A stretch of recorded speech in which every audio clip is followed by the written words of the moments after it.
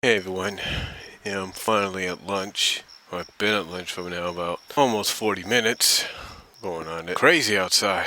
Crazy inside, I should say, more than outside, but still. You know, I want to try something that I haven't done yet. I mean, I did earlier, but it got split into two parts unexpectedly. I'm going to try one part now, and hopefully this will take up the time I need before I go back inside. But anyway, I want to talk about, I did a video, two-part audio video on my personal memories of Saturday mornings and Saturday morning cartoons and stuff. And I stick by what I said there. But here's something that I think this current generation of kids and teens probably don't understand. They probably don't get unless they do some research. You see, with this current generation of kids, they've grown up with Saturday morning cartoons, yes. But they were part of the last era. In other words, they were part of Saturday mornings during the final run of things of ABC back in the late 2000, back around 2009, as well as the end of the recent run of the CW Kids or the Vortex. But you see, here's one thing they never understood about it. See, the Saturday mornings they had were chock full of a lot of things. Chock full of this, chock full of that. But was never chock full of was this. But what it was never chock full of was uniqueness, was differentness. You see, the one thing Saturday mornings did, unlike any other show, or any other day, what Saturday mornings did if you were a kid, back in the 90s, early to mid 90s, maybe even late 90s, what it did for you throughout the 80s and even the 70s, and when it began its run in the 60s. But mostly, when a historian looks at it, mostly the 60s, 80s, and 90s, and 70s. In those 50 years, the one thing that it did the most was it gave us something different and unique on Saturday mornings. You see, what was different and unique was the fact that you got to see shows, Saturday morning kids shows, cartoon shows, mostly animated cartoon shows, that were only seen on Saturday mornings and nowhere else. You didn't see any of these shows anywhere else unless a year or two later they ended up in syndication, just like a sitcom. You didn't see these shows anywhere else except on Saturday mornings. And even if it was a show that was seen during the weekdays as well as on Saturday mornings, you would get episodes exclusive to Saturday mornings for that show. Disney had done this back in, the 90s. They did this back in the 90s, and I think even in the 80s as well, they did this. They did this with Gummy Bears, I believe, in the 80s. They did this, Darkwing Duck and Goof Troop, in the 90s, and Mighty Ducks as well. And these were all Saturday morning exclusive episodes that you could only see on Saturday mornings on ABC. You couldn't see them anywhere else. And that's what made Saturdays unique sometimes, because of things like that. And again, like I said, you would have shows that were only exclusive to Saturday mornings. You had shows like Mr. T and the T Squad. You had Thundar the Barbarian. You had other shows as well. You had Smurfs. You had Kissy Fur.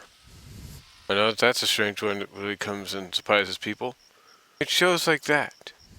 You had the Flintstone Kids. Pup named Scooby-Doo. Bugs Bunny and Roadrunner Show. Bugs Bunny and Treaty Show. This goes on.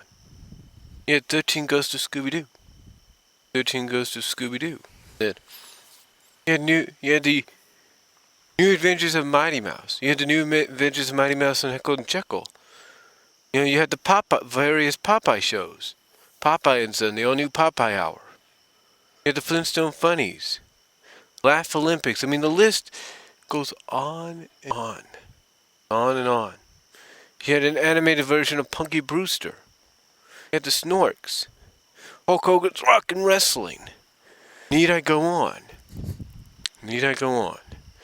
And you can Google all this online, put up Saturday morning cartoon lineup, and you'll have advertisements of Saturday mornings that were coming in the fall of those various years. Advertisements going all the way back to the 60s. You know, you had advertisements for shows like the Shazam and ISIS Hour. I mean, it's just really amazing at how well Saturday mornings were made to be unique and different. And again, I think that's what this current generation doesn't understand. You see, what they got for a Saturday morning block with the Vortex was shows that had already been seen before in in regular weekday lineups. That's what they had. They had nothing but repeats.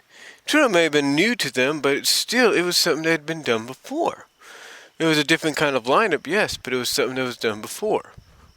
And, one might say it kind of had its own uniqueness because they were the only ones on broadcast television. That's true. They were. But the thing is, even though they were the only ones on broadcast television, it doesn't necessarily mean they were the best.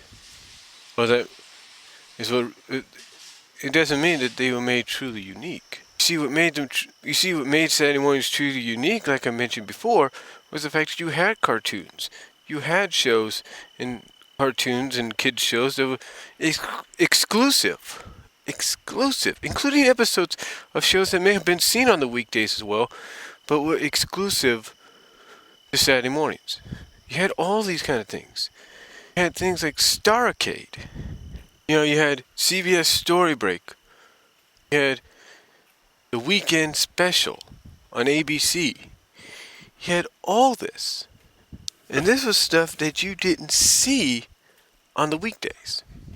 And that's why everybody that's come on the message, has come on the internet and has said that they have all said similar things.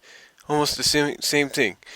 That they would count down the days, Saturday mornings. They would literally count down the days.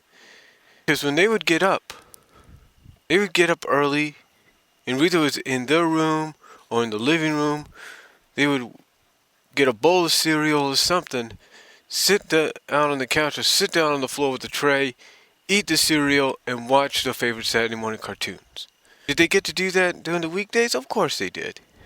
But they didn't do it as much. They didn't do it as much. Because their cartoon satisfaction during the weekdays was mainly in the afternoon. They got some love in the mornings, but not much. They only had like 3 hours of animation, and that's it. You compare that to nearly 6 hours of animation. 6 hours of kid programming. On Saturdays, and they would choose Saturdays over weekday mornings. They would. What made Saturday morning cartoons even more special, and the uniqueness behind them being on all three of these networks, even up to the 90s, I believe. Even up to the 90s. They would do something as well. They would do something that definitely showed that they were different. That they were different. They would do something that showed they were different. And what did they do that they showed they were different and unique? Like I said, they did basically what they would do they would air Saturday morning cartoons sometimes for an hour or so after the Thanksgiving Day parade. They would literally do that. They would air Saturday morning cartoons for about an hour or so, depending on the network that was doing it, for an hour or so. Whether it was NBC, CBS, ABC, they would do it. Why? Because it was Thanksgiving, and they wanted to show, and I guess you could say give a little to the kids. And they did this numerous times, the networks. And sometimes they would even do it the day after. I can recall a few times I would look in the TV guide, and they would have a morning, the Friday after Thanksgiving, basically the Black Friday when it comes to shopping. They would have that filled up in the morning. One of the networks, if not all three, would have it filled up in the morning with not as many hours, but a variety of hours of cartoons before they would air things like college football and stuff. They would give us at least maybe 2-3 hours of the Saturday morning cartoons on Thanksgiving Friday. And that was kind of cool. That was really cool, really unique. And that's what made Saturday mornings unique. That's what made it special. And that's the one thing. Sorry, my finger hit the mic there. But that's one thing that these kids will never understand in this generation of how special it was. Now they could probably say, oh, well, we have our Saturday mornings. Oh yeah, you have your Saturday mornings, but it's mostly cable. And sometimes it's mostly stuff that's already been shown years before. Sure, this is an exception of a few new episodes and new shows here and there, but that's about it. Nowadays, Saturday mornings, like I said, are used mainly for newer episodes of shows that you pretty much see almost 7 days a week. That's it. Nothing more. It's not used to air shows that are exclusive to Saturdays anymore. No, they're not. And again, I know I sound like a broken record, but that was the unique factor about Saturday mornings. And this and that alone is why I believe Saturday morning cartoons are going to be made Saturday mornings on network television. All three, if not all 4 or 5 major networks. Saturday morning cartoons are going to make a comeback. They're going to make a comeback, and you may say, well, Brian, it's not going to happen. What would be the unique factor? The unique factor would be the unique factor of it would be the nostalgicness. I mean, I could see something going down in the next few years where every network kind of realizes what Saturday mornings used to mean, and then they're going to say, you know what, we need to get back to that. Then they're going to work something out. They're going to work something out to where maybe in between the Saturday morning blocks, they could put a little bit of that education that the FCC wants in there. And to me, that would work great. And I could see, from a nostalgic point of view, that a lot of these Saturday morning lineups that will happen, will be a retro-like environment. Basically, you'll have mixtures of shows that you grew up with in the 80s, in the 90s, in the 70s, and maybe even the 60s, mixed together for one big, huge lineup. Because it'll not only be new to the new generation, but after not seeing it for a while, it'll be new to you, it'll be new to me, it'll be new to just about anybody. That's where the unique factor will come in. The fact that it'll once again be new. It'll be fresh for the new generation. It'll be unique for those like us. Because we'll be able to share with this current generation of kids what Saturday mornings were and can still be like. And I feel it's going to happen soon. But as of right now, though, this current generation of kids, they have no idea just how unique and how special Saturday mornings used to be. But hopefully, this audio video gave them an idea of exactly how special and unique they were. Still can be.